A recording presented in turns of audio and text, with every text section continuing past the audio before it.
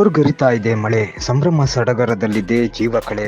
ಮಳೆ ಇಲ್ಲದೆ ಬಿರು ಬೇಸಿಗೆ ಬಿಸಿಲಿನಿಂದಾಗಿ ನೀರಿಲ್ಲದೆ ಬಣಗುಡುತ್ತಿದ್ದ ಕಪಿಲಾ ನದಿ ಈಗ ಮೈದುಂಬಿ ಹರಿತಾ ಇದೆ.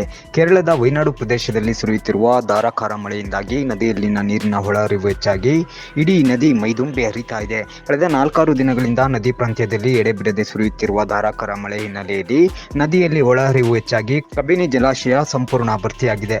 ಇದರಿಂದಾಗಿ ಕಬಿನಿ ಜಲಾಶಯದಿಂದ ನದಿಗೆ 30,000 ಕ್ಯೂಸೆಕ್ಸ್ ನೀರು ಹೊರಬಿಡಲಾಗಿದೆ. ನದಿಯಲ್ಲಿ ನೀರಿನ ಹರಿವು ಹೆಚ್ಚಾದ ಕಾರಣ ನಂಜನಗೂಡಿನ ಶ್ರೀಕಂಠೇಶ್ವರ ಸ್ವಾಮಿ ದೇವಾಲಯದ ಕಪಿಲಾ ನದಿ ಸ್ನಾನಘಟ್ಟ ಸಂಪೂರ್ಣವಾಗಿ ಮುಳುಗಡೆಯಾಗಿದ್ದು, ಐತಿಹಾಸಿಕ 16 ಕಾಲು ಮಂಟಪ ಸಹ ಭಾಗಶಃ ಮುಳುಗಡೆಯಾಗಿದೆ. ಕಪಿಲಾ ನದಿ ಸ್ನಾನಘಟ್ಟ ಮುಳುಗಡೆಯಾದ ಹಿನ್ನೆಲೆಯಲ್ಲಿ ಭಕ್ತಾದಿಗಳು ನದಿಗೆ ಇಳಿಯದಂತೆ ದೇವಾಲಯದ ವತಿಯಿಂದ ಮುಂಜಾಗ್ರತಾ ಕ್ರಮ ವಹಿಸಿ ಬ್ಯಾರಿಕೇಡ್ ಹಾಕಿ ಸಾರ್ವಜನಿಕರಲ್ಲಿ ಅರಿವು ಮೂಡಿಸಲಾಗ್ತಾ ಇದೆ.